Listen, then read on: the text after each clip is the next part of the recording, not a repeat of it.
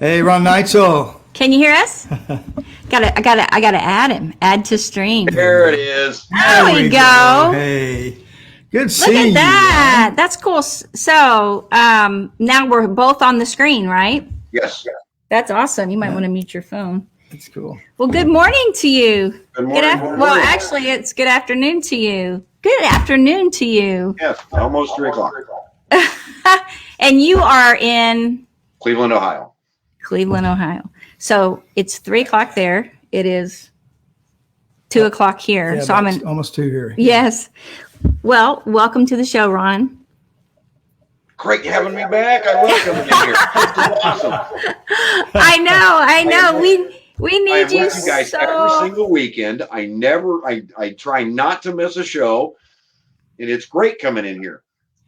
Well, and we have your book. You'll have to show me on, Might need to raise how to do a banner with it. Little bit. There you go. There you go. The Green Wizard's Guide by Ron Neitzel.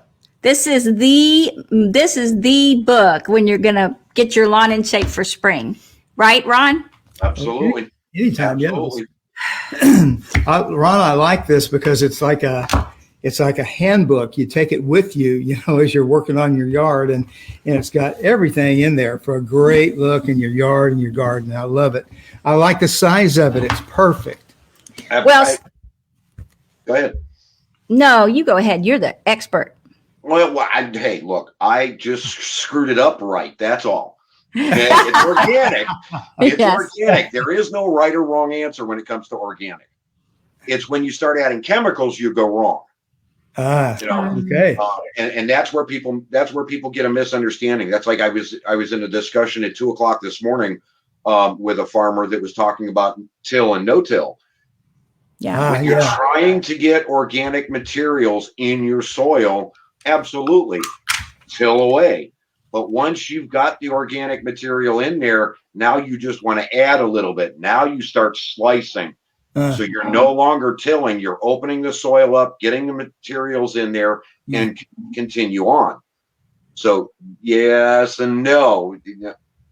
It's organic. There's no right or wrong answer. All right. Well, that's good to know.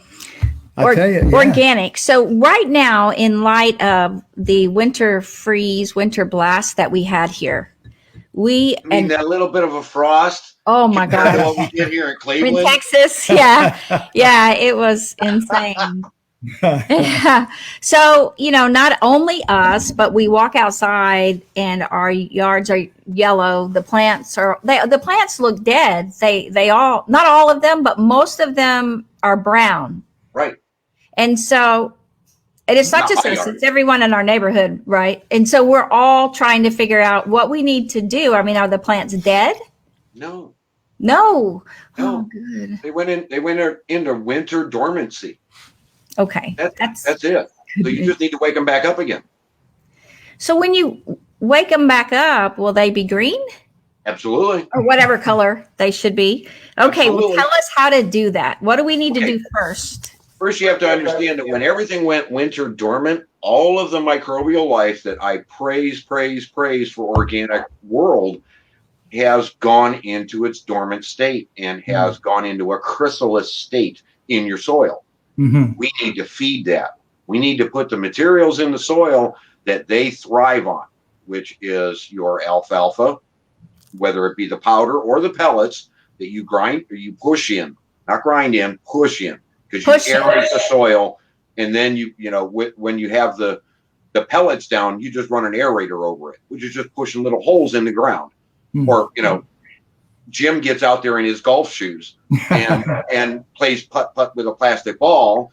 No chipping, just a little bit of putt, right. And push some holes and push that alfalfa down in there, because you'll smell the alfalfa. It's got something added to it. It's got that molasses smell. That's the sugar that wakes everything up. So the alfalfa has molasses in it? Absolutely. Like a natural molasses? Yeah, you didn't notice the smell? Well, I noticed the smell of alfalfa. I like it. Yeah, we know what that smells like. In fact, we just went to Ron, you'll be proud of us. We went to the feed store yesterday or the day before, bought a 50-pound bag of alfalfa pellets and Awesome. a gallon of molasses. Yeah. The deer grade molasses. Because you taught us Yep. this, right? And so, Absolutely. so we do Yeah. that exact. Okay, go ahead. Now, the question I have is, did you remember, Jim, what I told you last year? If you're getting ready to have a party in your yard, what should you do? If you're going to have high traffic, I'm thinking, remind me, Ron. stale beer. Oh, yeah. Oh, that's right. You did that. You did that That's last right. time. That's right. Yeah. I was thinking you had talked about spoiled milk, but I thought that probably wouldn't be what you'd use before a party. No, But you it's want the you beer. want the spoiled milk in your flower beds and in your garden because you want that organic life to pop up and really go at it. But in your grass, not so much. Gotcha. Okay. You want that stale beer out there. Well, I don't know about you, but I do a lot of barbecuing. Mhm. You know, even in the snowstorms and what have you. And there's always stale beer. I don't know how it happens, but there's always stale beer when there's a party and there's a barbecue. And I keep that and put that on my lawn. That's the nitrogen. Everybody around you is going to be saying, okay, what I need is nitrogen to green up my yard. Da, da, da, da. Right. You don't want chemicals. You guys just had this incredible snowstorm, this incredible freeze. You've basically put a stop to the chemicals, and now's the time to go organic and go full bore. So get out there and let a keg go bad, or let some beer go bad, or because you don't want the alcohol, you don't want to kill the microbial life, you don't want to kill the worms, Right. no alcohol. So you want that flat, stale beer.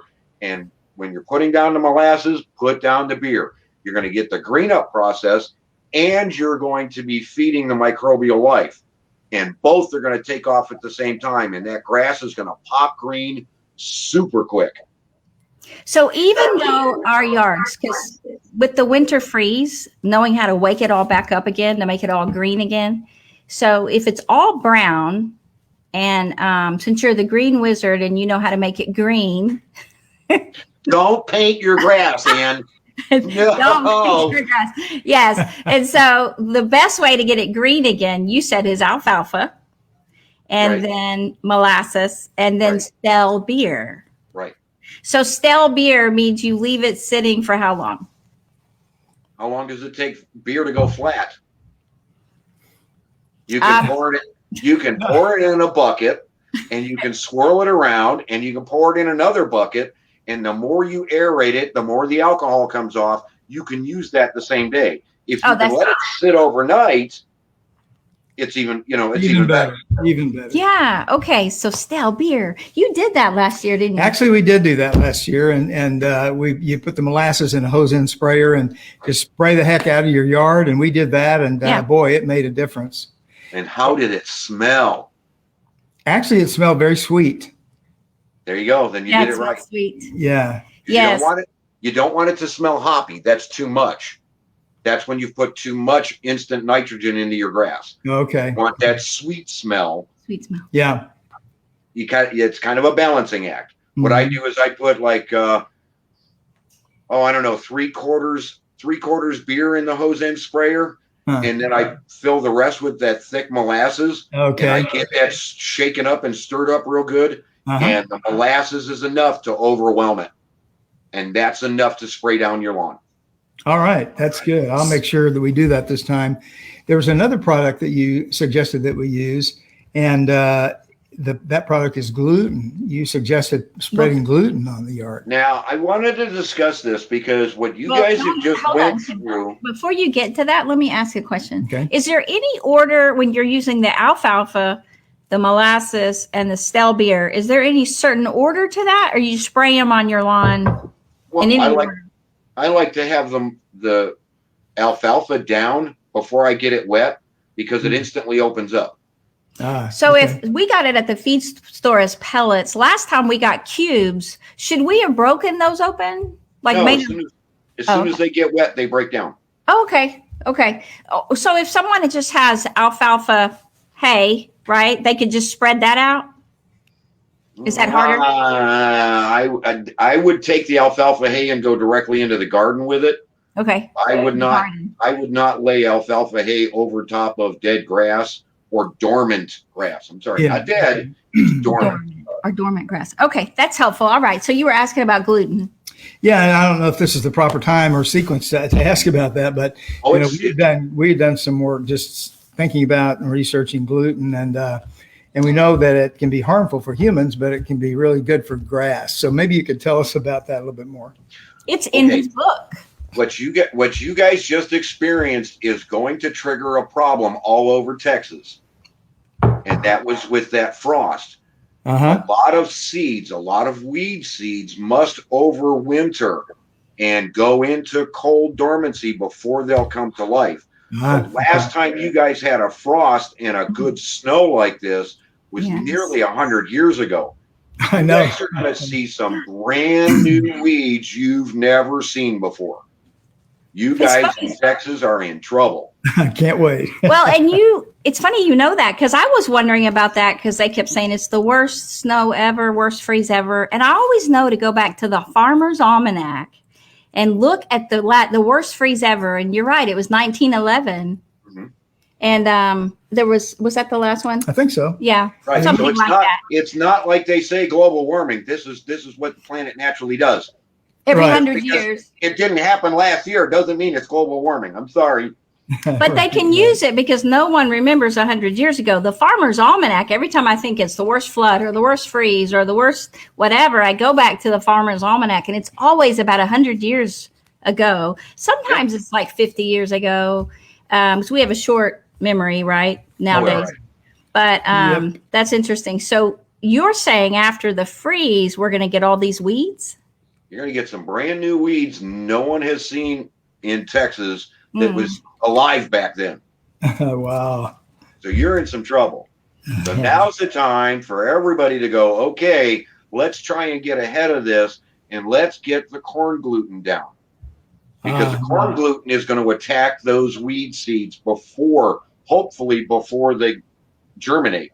Yes. We need to attack those things now. And you should do that, periodically throughout the year anyways. Like when you see dandelion seeds floating around and pollen is out and what have you, that's when you want to get the corn gluten down. Okay. Keep in mind, though, 8 weeks after you've put corn gluten down and it's gotten wet, it becomes a nitrogen feeder for all your plants. Wow. So not only does it wipe out your weed seeds, 8 weeks later, you're going to have a blast of nitrogen and your grass is going to be green again. So it does double duty. Absolutely. Yeah. Why go out and pay for a chemical that might kill your weeds? Right. And all I ever saw it do was make the weeds stronger and meaner. Yeah.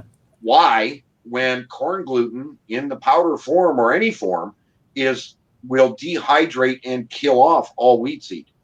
So do we even put it in our garden or in our landscaping and everywhere? Everywhere. All right. Did we do that last year? Did we put it everywhere? Actually, we did. Yeah. Yeah, we did put it everywhere. You put it down like a thick yellow blanket. Thick yellow blanket. Okay. Well, I walk through it barefoot because everything I do is organic and it is safe. And I keep trying to prove it to my neighbors. I put nothing down that's toxic and nothing's going to hurt me. Right. Good. Well, and if we do put anything down toxic, we pay the price later. And that's why you have people, when it's not recovering from a freeze like we're doing today, but you have people put Dawn, and wash their lawns with Dawn dish soap. To get chemicals out.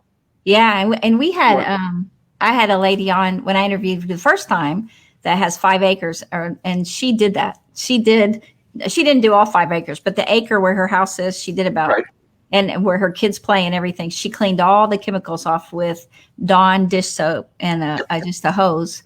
Just a little bit in the hose, right? It was amazing. Well, this is a good place to take a break, not for this show, but for the radio show. And so we're going to take a pause, and we shall let you hear from our sponsors, and we'll be right back. Good. Okay, now we're back. So we have our show on Sundays at 8 a.m. on 1160 a.m. in Dallas-Fort Worth, and that's on KBDT, 1160 a.m. And we stream this immediately as we're recording it, but then we also will put it on the radio. So, all right. Welcome back, Ron. We are loving what you're telling us how to bring our lawns back from the winter freeze. I see you have the book behind you. You have, so that I don't have to keep holding it up. Right. You'll have to teach me how to do the banner on the live it's stream. I see it. Yes. You know, Ron, one of the things that we wanted to do was to make sure that our listening audience was reminded about your book, The Green Wizard's Guide.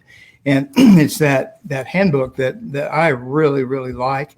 And so we would like to encourage people out there who are listening who don't have a copy of this book yet to order some or order one from you. How would be the best way for them to do that? Just go to Amazon, type in Green Wizard's Guide, pops right up. Okay. If you're a bookstore type of person, I'm available in Barnes and Noble at request. They can get copies of the books in. Well, and we have 5 or 4. Yeah, I think we have 4 or 5 copies here that to give away today. Yeah, we'd love to give some away for our people listeners who are listening. Yeah. And so if you just let me know you'd like a free book, I will send it to you. And but you can also go on Amazon.com and order one. That's what we've done before. We give them out a lot, so we tell about it a lot because it's so simple, Ron. Your book is so simple and so easy to use, and then we see the results, and it's amazing. Right. And that's why we were so bummed to go out after the freeze and see when we had our yard looking so good. And so I probably shouldn't show you any pictures of my front yard. No, I don't want to see pictures of your yard. I see sometimes on Facebook, and I'm like, wow, and how green it is, and how lush your lawn is. You know, you take pictures of your green, lush lawn, grass, and every week. And you're in the north, and that's crazy. It's beautiful. I'm right up off of Lake Erie, right in the snow belt. We get hammered when we get it. Wow, and that's something. Yeah, my grass grows under the snow. And then I have to cut it already. Yes. So you do the same thing. So you do this a lot. If you have a snow every year, so we don't have snow every year. Oh no, No. No. That's a big misunderstanding. You're dealing with a different situation. You guys are just dealing with a snowstorm you've never dealt with before. Right. So everybody in Texas has got to scramble and take care of these problems. The whole trick and the secret to the Green Wizard's Guide is once you've started doing this, the very first year that you really attack it and follow the steps in the guide, the following year you don't have to. Oh, you might want to amp it up a little bit, and you might want to use this trick or this trick or this trick, you know, as years go by, you know, and you want to constantly keep feeding and constantly keep upping. And, you know, especially when you get into your garden and there's all sorts of other added things in there, like blooming minerals, necessity in the garden when you're pulling vitamins and minerals out to give you those luscious fruits and vegetables and what have you out of your gardens. You need to constantly replenish that. Not necessarily true in your yard and in your grass. Alfalfa has some very interesting and very unique properties to it. Not only is it a mineral base, but it's a plant steroid. I often suggest people put this in their gardens when they're putting their plants in, because it will feed the plant a steroid boost, a natural steroid boost. That's why they feed it to horses and rabbits and chickens, and it's a natural steroid. They've known about it for hundreds of years. We're just now starting to rediscover that we can use this in our yard and in our gardens to get that added boost and get stronger plants. But look at tomato plants. Look at the vine. How flimsy they can get and how they can just kind of fold over themselves as we start raising them higher and higher on trellis work. When you put it on a steroid and you put it on eggshells and you give it more of this and more of that, all of this is covered in the book. It makes those vines that much stronger. That's why my tomato plants can reach 19 feet long and still produce 600 pounds of tomatoes per plant. Per plant. That's not multiple. That's one plant, 600 pounds of tomatoes. That sounds like a monster plant. Wow. Wow, that's wonderful. But all of these secrets and all of these little tricks, you know, I've made all the mistakes and I listed them all, and I listed all my neighbors giving me what neighbors give you when you do something they don't understand or trying to be the Joneses. And the end result, when I walked away and went organic, still leaves my neighbors in awe every single year. And it's all in That's the why guide. you're called. Sorry, go ahead. I was just saying, it's all in the guide. They can get on Amazon, get the book, see and learn from my mistakes, not make the mistakes themselves, and get the secrets, get the correct way to organically boost your yard now. Not next month, not 6 months from now, now. But now. And get the results. Well, and that's wonderful. We did do all this stuff, and that's how our yard got the way it was. It was, I say, because of the freeze so we got to get it back. But we have to take another short break, and we will be right back. Welcome back. We have the Green Wizard, who has the Green Wizard guide for us, and to get our yards looking beautiful. Well, Ron, last year we did the alfalfa and the molasses and the gluten and the beer, the Stell beer. Did we do anything else? Oh, probably. I'll tell you one thing we did that I don't know when you might want to touch on this, but we've really come to believe in composting. And that grows microbes and different organisms as well, doesn't it, Ron? Yes, and it helps break down everything that you put into it. Now, there are a few things that they warn you shouldn't put in there because it'll attract this, it'll attract that. And depending on how you compost, whether you're going for high speed or whether you're this or there's all sorts of these variables that they keep telling you not to do. I haven't found anything yet that can't go in compost. Sorry, I just haven't. All you have to remember is never let it get over 160 degrees and let it go to town. When it gets over 160, it becomes acidic and it becomes toxic and you can't use it anywhere. Well, how do we, because, we live where it's hot. It doesn't get 160 in Texas, but that doesn't mean that the layers Pile can. Compost don't get really hot. Pile can. When that pile starts to warm up, because the microbial life going to work inside, that's why a lot of farmers in their greenhouses will use a compost pile to heat the greenhouse because it will produce that kind of heat without you touching it. Wow. Yeah, you've got to be careful. You got to kind of monitor those things. You don't want those near your house and in the woods or whatever. You could have a fire. Well, is that why you're supposed to turn the compost pile? Exactly. For the heat? Exactly. Heat and added oxygen. Oh, see, I didn't know that. It's very. You want to check your moisture content. You want to watch your heat temperature. But only turn 1/3 of the compost. Turn a third. Water it down. Put it back in. Next time you come back, the next day, turn a different third of the compost pile. Add moisture so it doesn't catch on fire, and turn it. How do you? Yeah, so that's what we have to work on because ours is on the ground. It's not we don't have one of the. One of our friends has the turning compost thing she ordered, but we do it by hand. Yeah. Do it nature's way. That's how they do it. That's how nature does it in the woods. Why would you put it in a big black box that costs you $150 that may or may not drain off, that's going to get too hot in Texas? Right. Well, I normally just use a pitchfork. Absolutely. Turn it over. Go get yourself a couple of pallets, wire the pallets together so that they're standing, side by side on 3 sides. Put your compost pile in the middle and turn it every once in a while and throw some water on it. Add new stuff to it all the time. You're going to see black gold coming out of there. Yeah, we feel like it is that. It does. It looks like that. My dad used to do that. And he had 3 different stands of it, and right. He did that all the time. Ron, we get a lot of leaves, because we're near the lake. We're right on the lake, and we have leaves like crazy. On our ranch, we had no leaves, none. But here we have leaves like crazy. And so our compost has a lot of leaves in it. Is that going to make it too acidic? No. That's perfect. That's the minerals. Oh, good. All those different colors. Every color is a different mineral that you need in your garden. That's absolutely wonderful. Perfect. You want all of that.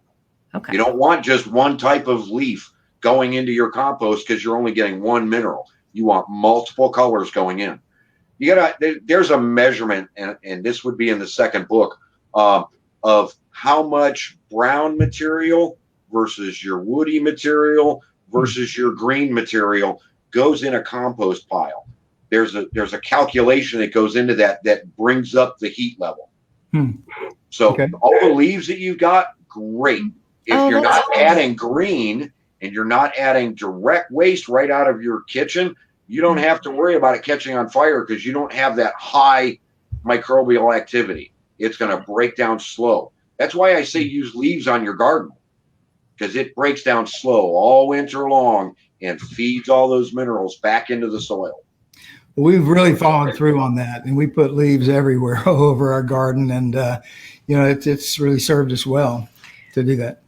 Did you get garlic planted this past year?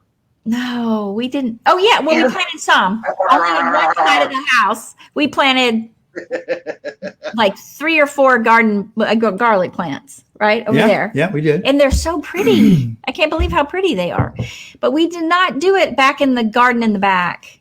Why didn't we do that? We'll have to do that. And what does garlic do? Remind me again what garlic does when you plant it. It drives off all of the fleas and ticks and bugs and what have you. So is it too late to plant? Can we plant it now? Sure. Oh yeah, we'll do that now. Really? So how many would we need for the yard? Like, how big is your yard? Oh. How many flower beds do you have? You don't have to harvest them. You can leave them alone and let them go year after year. They're a bulb. They keep returning. So we could put them in every flower bed around. Okay, and in all in the landscaping, kind of use it in all the landscaping. We should do that. Yes, I didn't know that's the reason. No fleas. Yeah, because if you have pets and you have kids that are out playing in your yard and what have you, do you want them picking up on that stuff? You don't want them coming in with flea bites and that kind of. They don't want to play in grandma's yard anymore. Oh my gosh! It's also good for vampires, Ron. You know? Hey, no, it's werewolves. It's in the book. Is it werewolves? No, I thought it was vampires. I thought silver bullets were werewolves. I don't know. hey, it's just been a long time since we watched some of those. So what did you do? What did you do for your clay problem, Jim? I was going to ask you about that because we have a lot of clay around here. Now, we don't here where we are now because it's very sandy loam from the lake and everything. But where we were before, man, there was this black stuff that it was like gumbo. It was like glue. They call it black gumbo, you know? Yeah, it wouldn't run off. Well, and what was it? Your daughter's backyard had that issue? Yes, it did. Yeah, yes. Right. Excess standing water. Yes. Yeah. And what did I tell you to get out there in your yard? Well, it was. I think it was. You recommended the alfalfa again, and no molasses. The salt. Salt. Oh. I can't remember the song. You didn't read the book. No, we didn't. We weren't reading it for hard soil. Okay, so one of the things that I know you tell us for definitely to not leave soil uncovered. Right. That if we have a grassy area that the grass has died, don't leave the ground uncovered because it'll get really hard, right? Crack it open because all you're going to do is contribute to the clayification, as I call it. So we took our compost and covered it. Or we got mulch and covered it. So I actually did that instead. I don't know why I didn't get salt. Well, wait a minute, because you're talking about Epsom salt, right? There you go. We did that. We did. There you go. I was thinking like sodium chloride, but we're talking Epsom salt. No, we're going to have a heart attack in the backyard. That wouldn't work. I kept thinking, we didn't use salt. And then it occurred to me that we did use Epsom salt. Yeah, we did that. Yeah, what happened in her backyard with all the extra moisture? Well, you know what's interesting is it got really pretty back there and it got great. And one of the things that was strange is the fleas went away, actually. And I didn't know. And I thought maybe it was the Epsom salt or something. It contributes to it because there's a high iron content that drives them off. Huh. Yes. So she's now, her backyard before the freeze looked great and her dogs are out there. She was also worried about poison ivy. She had gotten after that some poison ivy. So she, got rid of that. But anyway, and you mentioned the Bloomin' Minerals. Is that Dr. Wallach's Longevity Bloomin' Minerals from absolutely. Yeah. So longevity.com. I mean, we've got the Mighty 90, and the Mighty 90 is derived from Bloomin' Minerals, from our source. That's the source that we use for all of our minerals in the Mighty 90 system with longevity. And what they have done is they have given us some of those minerals and some of those abilities to not only ingest them, but we can put them in our garden and get them back out of the fruits and vegetables that we all need.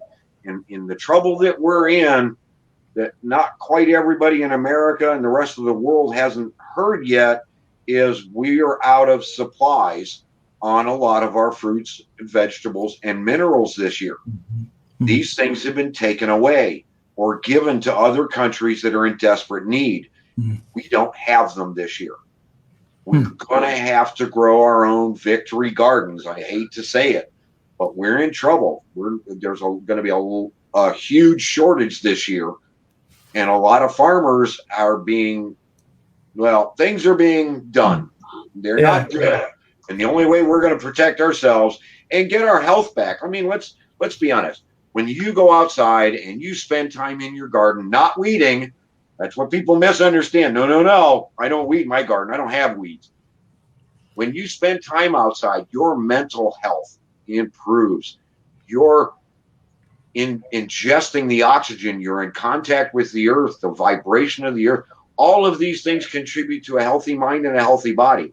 When we start using Dr. Wallach's minerals and we start ingesting them out of the fruits that they belong in, everything gets better. Light gets better. Vitamin D gets, everything you intake gets better. Yes, and peace of mind can come a long ways just by growing a plant in your backyard or in your apartment. You can grow a little cherry tomato plant right there in your apartment, and it will improve the oxygen levels, and it will improve your mood. It will improve everything. And if you're probably somebody like Ann, you probably talk to your plants as you walk around the house all day long looking for a bar of chocolate. She has names for this. I have names for my plants, which Jim thinks so weird. It's all right, though. It's okay. Yes. Well, and it just, I've actually wanted to interview the guy that has done the testing on plants, and he hooks up it's almost like a lie detector machine to the plants. Have you read about that? And then he took one and he cut a leaf, and it made the lie detector thing go way up. He said it was like it was screaming. Right. And then he brought another plant into the room, and both plants the thing went up. Like he was telling the other plant, oh no, he's going to cut us. So, he said all this test that plants are actually alive, which we know they're alive. We know they're live plants, but do we know that they actually have these emotions?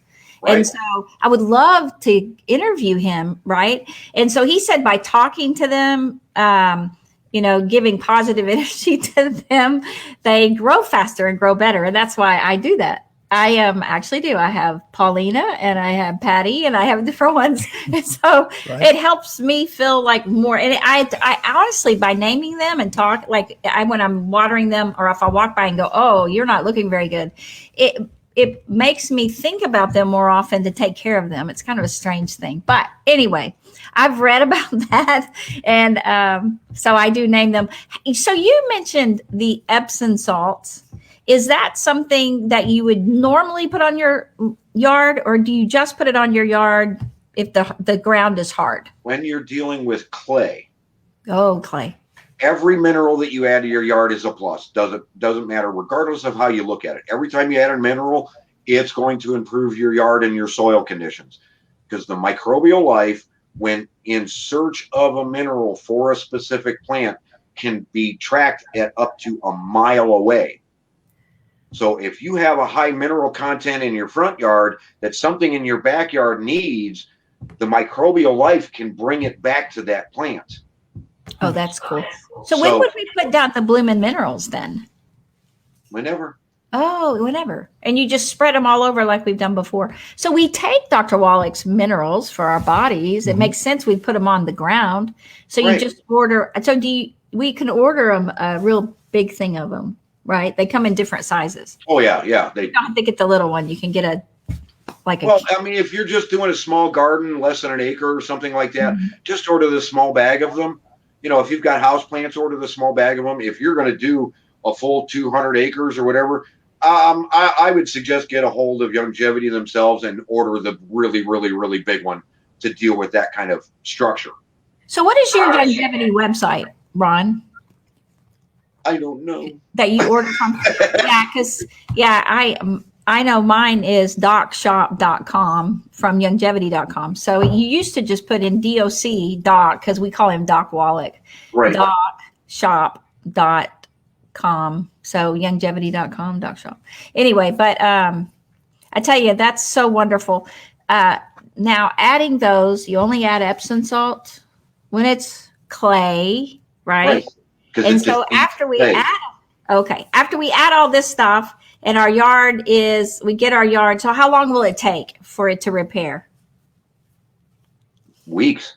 Oh, weeks. Okay. Weeks isn't bad. Weeks isn't bad. I mean, we're not looking at a lifetime project here. Organics doesn't work that way. We're helping Mother Nature along. Mother Nature's got all those plants out there driving all of her roots down into the soil. And here we come along and we can either throw a chemical on it and burn the end of the roots and stop our plants from going deep, or we can add minerals like Epsom salt and increase the root base and make it stronger and start breaking that clay up and releasing the minerals that are in the clay as we turn it back into soil, back into dirt, back into topsoil. That's the whole goal. It's been tested in a lot of places and a lot of farms. When they were left alone and left organic, topsoil can be up to 16 feet deep. Wow. Well, that would be great. So when we get roots back, can go that deep. Yes. So when you do your yard correctly, no chemicals, but understand, just like you were saying, how the plants talk to each other, it's also been tested over multiple acres where they went to one side and they connected probes to the plants, and on the other side of the property, they sprayed Roundup, and all of the plants all the way across those acres responded immediately in defense. Wow. Because Roundup is that bad. And the microbial life and the plants all communicated, and everything went into shock. So this is a good. To use the chemicals versus using organics. Let's take a break right now on the radio show and let our sponsors talk, and then we'll be right back. Okay. Thanks, Ron. You need to get you a chocolate sponsor. Well, I had some questions from people. Say that again. What did you say? Your sponsor. I heard the sponsor. We need to get you a chocolate sponsor. Yeah, I'm not eating chocolate anymore. I've been no sugar and no bad carbs, and I've lost like 25 pounds. Well, congratulations. So, I know I've got like 15 to go. So I've been doing really well. Garlic and honey. And yesterday I was so overwhelmed because I did a show yesterday, and then somebody called. I was editing the show and I deleted it. Oh, honey. And I luckily I was streaming it. So I got to download the video, edit the sound. It just took 5 hours versus 30 minutes. But I had something else going on and people calling me, needing me. And I almost felt like I was going to break down. And so I told Jim, I feel like I want some chocolate, but I don't want to do that. So I'm just going to sit down and cry a little bit, and then I'll be okay. And then I was okay. Wait a minute. There is, and Dr. Wallach has backed this up himself, there is proven study that high cacao chocolate, 90 or better, is good for you in proportion because it's anti-cancer. Yes. Well, and when I lose the weight I want, and so I don't have the sugar spikes, I would only do that kind of chocolate. Right.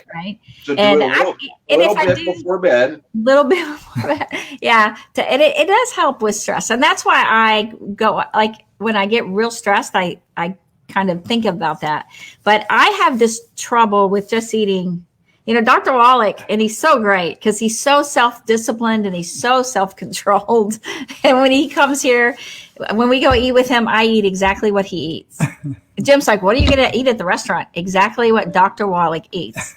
I always say that because I'm learning the way he eats. But, he has these wonderful dark chocolates that have minerals and everything in them. But they're one little, like he sells them, but they're one little package that you're supposed to have. Or he'll say, just have one in the morning, one in the evening, right? But see, that's just not. If I have it, I like. Right. If I'm having it because I'm stressed that I need to chew, and I'm just not self-controlled with it. Well, so see, someday, your stress level adds to your weight gain too. I know. It does. Right. So I heard you say that before. So you've got to stop. Start talking to your plants more and get outside more. And I lower help your people stress think of levels. that. Yeah, but I've just come to the fact that I know I just can't. Yeah, no, I don't want to do it when I'm stressed out like that. If I can do it purposefully at a certain amount of time when I'm not stressed. If I'm stressed, I'll just eat the whole bag, and it's real sad. So I did not, though. I've been doing so good. And people who know how much I love chocolate, they know that. They'll be like, wow, she's not having chocolate. They're so blown away. Okay, so right now, when we think about the other things that we need to do for the lawn, because I was just wanting to repair it, but is that all? Like, would we do all that? Because you said we don't need to do all that every year. No. Okay. No. So every year when it starts this time of year, Every year you want to look at your yard and go, okay, what might it need? what might it need? Okay, like if you see a thinning spot, there may not be enough microbial life over there. There may be something else going on over there. I may need to address this little spot over here. So I'll go over with a little bit of salt. I'll go over with a little bit of alfalfa if necessary, crack the soil open a little bit, get that in there and help things out and help things along a little bit. But for the most part, no, if you're out there and you're hammering this stuff down every single year, you're working too hard. Life's not about working hard. Life's about sitting back and enjoying it. And cooking barbecue. Enjoy the mow. Let's help the grass get better so you can enjoy the mow and get out there and cut that grass and have fun in it. Yes. You don't want to be out there stressing, and you want to be out there enjoying. That's the whole point of this. So no, when you're dealing with this organically, you don't have to do your yard every year. You buy enough supplies. You just bought 50 pounds worth of alfalfa. That's 2 to 3 years. In my case, it's probably 5 of supplement that I would use in my yard. That's it. Awesome. Wow. Why would I be feeding my yard chemical after chemical after chemical every year, $500-600, and none of it works? Wow. And all it does is give me more clay. You're going to go out and you're going to buy these supplies, and they're this year's and next year's yard. Okay. Right. Do you have any questions? No, but I was going to add one thing, Ron. I came up with a problem in the yard that was a fungus problem, and I sent you a picture. You said, "Yeah, it looks like that's what it is," and you had a very interesting natural solution to that. Listerine. Listerine. Share that with our audience. Listerine in a pump up sprayer, a little squirt bottle. Because what's going on is that there is something underground, whether it be tree roots or many other things that could be underground that are starting to break down.